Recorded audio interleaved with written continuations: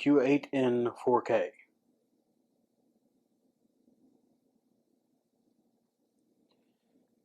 We're going to start with the pros. I like the size. I mean, it's a handy cam. It's supposed to be small, but I like the size. I like the way everything is folded together and folded in, and nothing's. It's a very grab and go sized camera. It's very. It's like it's like a mini taco. You can almost fit this thing in your pocket. Well, back in the early 2000s and probably the 90s, you could fit a trailer house in your pocket. Now you barely have a pocket. Your pants are so fucking small. Anyway, the battery life is pretty good. The battery life in this little thing, like I don't know. I wish my Canon camera could get better battery life than this.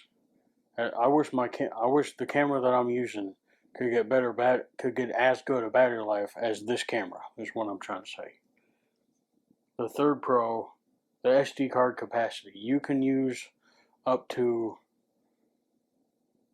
512 gigabytes of a micro SD card. You can only have one though. But you can use up to 512 gigabytes SD card. The ease of use. It's very easy to use. There's not a whole lot going on in this camera. You turn it on. You don't need me to turn it on, but you turn it on. You set the mode. You can have, if it records in MOV, you can have it record in MOV plus white plus wave or WAV, so it will make a video file and an audio only file, and all kinds of other stuff. Or you can record audio only. I don't know why you would do that, but you can if you want. It's got 4K, 1080p, and 720. It's got FPS. You can change the FPS. For 4K, you only get 30 frames and 24 frames and maybe 25 frames or something, but you don't get 60 frames in 4K. For 1080p, you get 60 frames, 25 frames, 24 frames, no, 60 frames, 50 frames, 24 frames, 60 frames, 50 frames, 30 frames, all kinds of different frames, and more and more. And then audio, you can change the audio. You can have 96 kilohertz or 48 kilohertz. I think it goes down to 24 kilohertz at 24-bit. It's the POV. It doesn't have zoom. It doesn't have a zoom rocker like most professional cameras do. But it has a POV button. You can change it. It basically crops the image. You can have it wide, or normal, or telephoto, and you can set it in between. I should have done this. You got your scene. You can change the scene. You can have it automatic. The scene is for lighting. Basically, you can set it for automatic, or indoor, or outdoor, or concert lighting. Or you can just leave it on auto and let the camera decide what's best. That's weird. Sorry, I'll explain some other time. You can change the brightness. Now, I'm not exactly sure if it changes the brightness of the monitor or the brightness of like the camera that picks up light, but yeah, the brightness. I'm assuming it's for the monitor. The mixer. It's got a mixer in here for the audio. You can change you can have a preset. You can select it's got you can have it, it's got a built-in like compressor. You can compress the sound, or you can level the sound, or it's got a built-in noise gate, and you can filter out the noise and stuff as you're recording.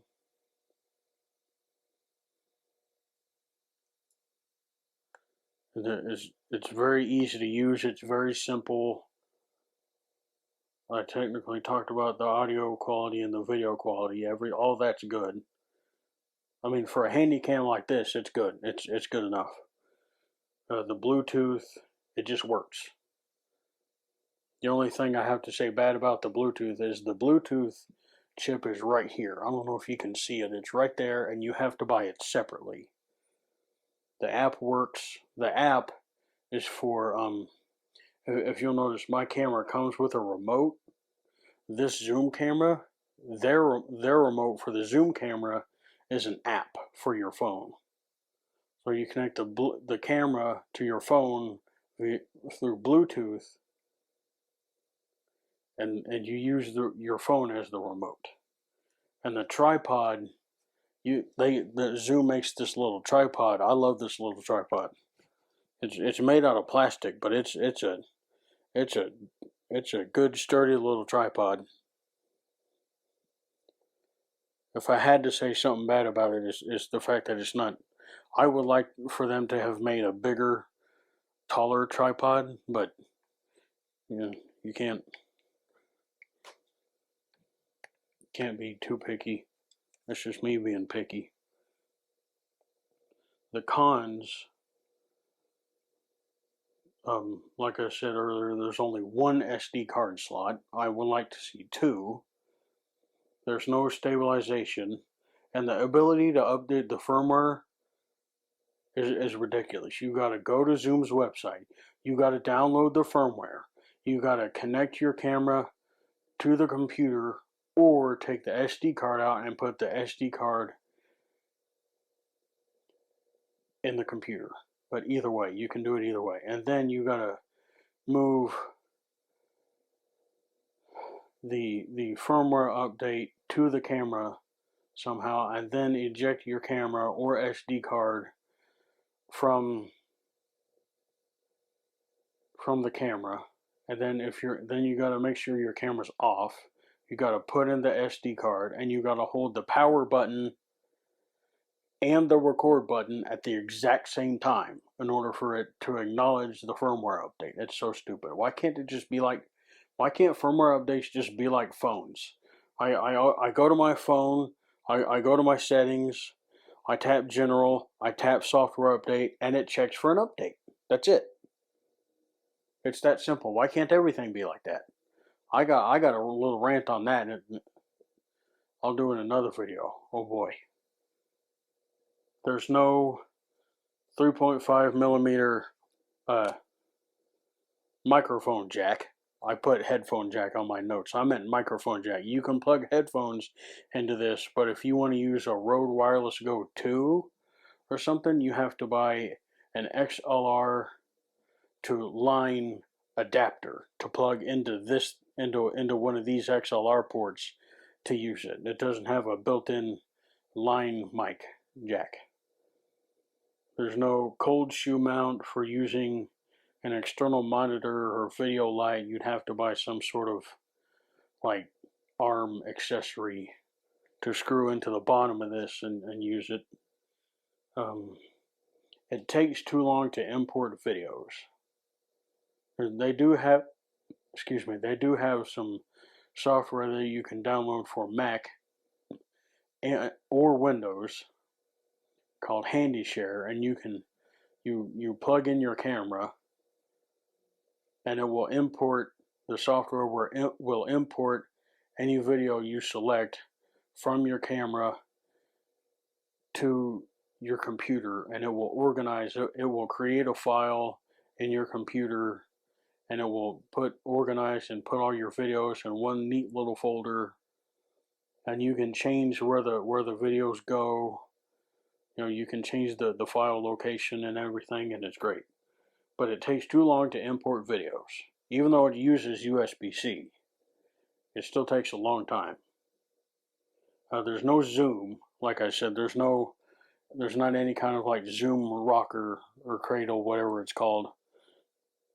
and you kind of crop the image you want. And oh, I forgot. There's no focus.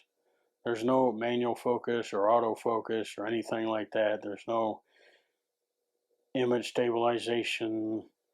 There's not really, like for video. This is just a basic camera. And last but not least, you have to, like I said, you have to buy the Bluetooth adapter separately.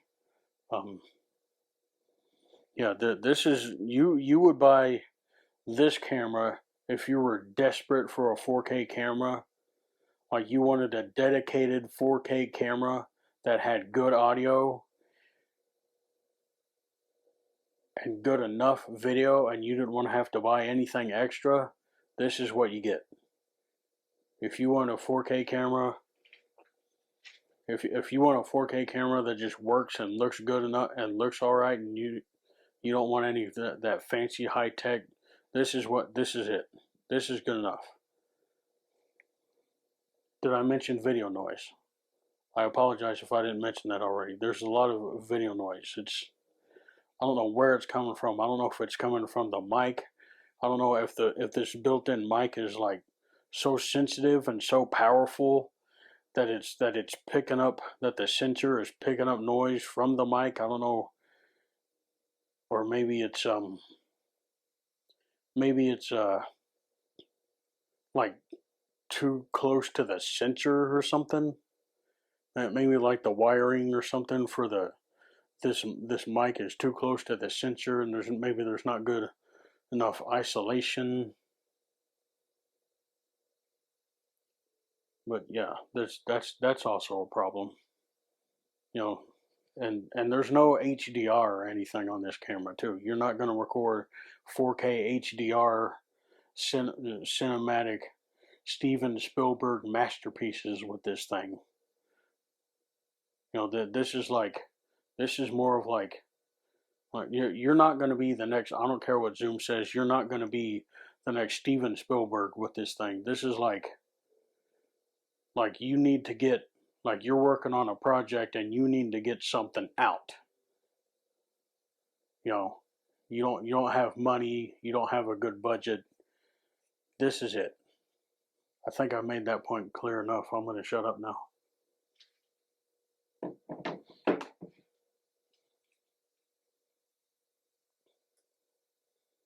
But if you're looking, one thing I want to make, one comment. If you want something that's a little on the professional side, a little more, got more video features and things, I would get a Canon XA 60 or 70 or something like that. That's coming out, I think the 60 is coming.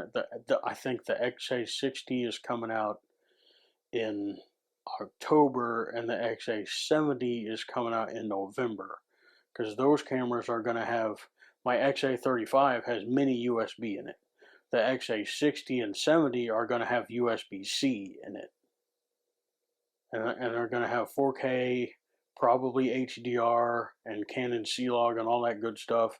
If you want that kind of camera, you want built-in stabilization and 2 SD card slots and all the good coloring and good, you want to get like a Canon XA whatever, or a Panasonic HC X20 or something, like a camera like that. You want to spend you don't want to get this.